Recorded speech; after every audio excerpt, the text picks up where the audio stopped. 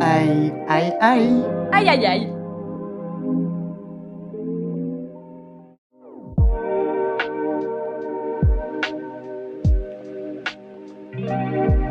Aïe, aïe, aïe. Aïe aïe aïe. Aïe aïe aïe.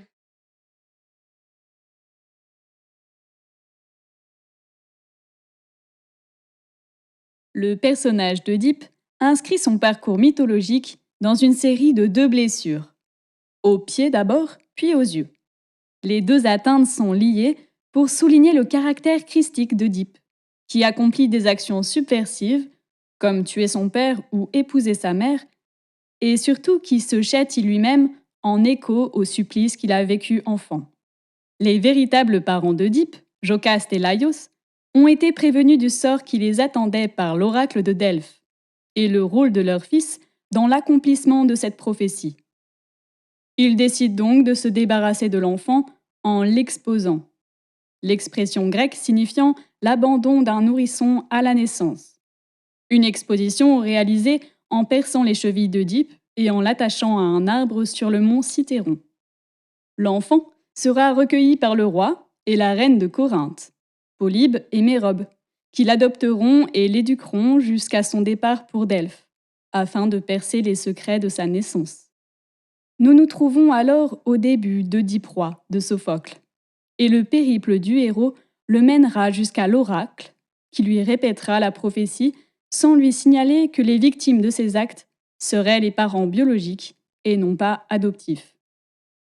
Œdipe s'éloigne donc de Corinthe et parvient jusqu'au trône de Delphes, épousant alors Jocaste, après avoir auparavant tué Laios, dont l'identité ne lui était pas connue. L'arrivée de la peste le poussera à enquêter sur la mort de Laios, à découvrir la réalisation de la prophétie, l'obligeant à s'exiler et à se crever les yeux pour se refuser de voir les crimes qu'il a commis. Il renonce ainsi à rester spectateur freudien du destin de ses parents et s'intronise maître de son nouvel avenir, seul responsable de son existence. Le nom scientifique du singe pinché à crête blanche, Saginus oedipus, fait référence à Œdipe en raison de ses yeux enflés et des cercles blancs qui sont disposés autour de ses yeux.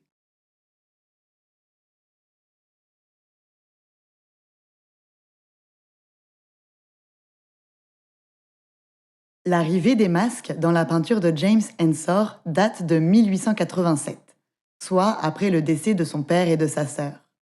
Né et habitant à Ostende, Ensor, 1860-1949, mêle ses deuils aux paysages lumineux qu'il affectionne. Le point d'orgue du carnaval, qui se tient dans la ville entre février et mars chaque année, est le bal du rat mort, un bal philanthropique très apprécié par Ensor, suivi le lendemain du jeter de bonbons en forme de sabots à la foule. Kloffenworp en néerlandais. La tradition carnavalesque, notamment européenne, a longtemps servi d'exutoire collectif aux carcans sociaux, mais aussi de critique acceptée, affichée, du pouvoir et des rôles, des dominations. Ce renversement de l'ordre établi, accepté et accompagné parfois de près de 3 semaines de fêtes, a été interdit en France peu de temps après la Révolution. Les salles de spectacle ont d'abord été fermées pendant l'été 1789, avant la suppression complète du carnaval en janvier 1790, et enfin l'interdiction du travestissement en 1793. Certains carnavals ont repris ensuite à la toute fin du XVIIIe siècle, mais avec une ferveur plus locale, perdant ainsi de leur force subversive et radicale au niveau national, ce qui a sans doute joué un rôle important dans le développement futur de la culture populaire tout au long du XIXe siècle. Les gouvernants voyaient dans les fêtes post-révolutionnaires avant tout un moyen d'éducation du peuple, comme pour les fêtes de l'agriculture célébrant la liberté de commerce et le contrat de mariage.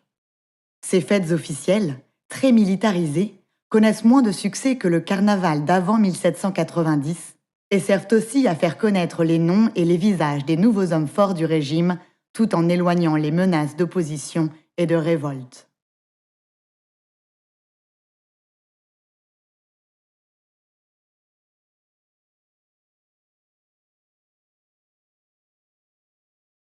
L'autoportrait figure en bonne place dans les pratiques picturales comme une parenthèse, un travail en pointillé ou un retour à l'essentiel dans les parcours artistiques des peintres.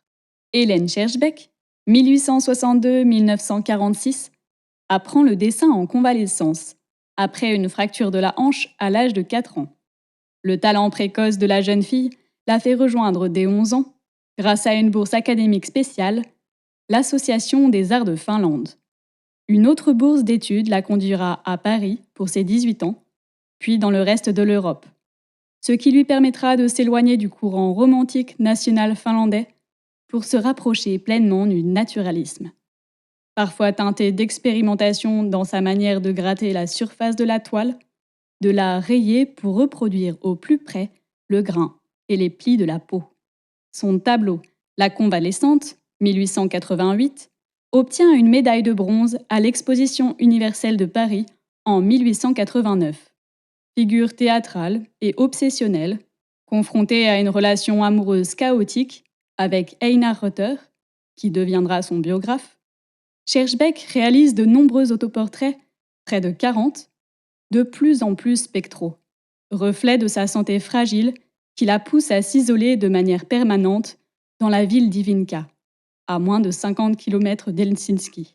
Il s'agit d'autoportraits résilients, énergiques, enregistrant les progrès de l'âge et l'approche de la mort, construits pour empêcher les spectatrices et spectateurs de prendre le pouvoir sur son image, de lui ôter le privilège de l'acte d'image.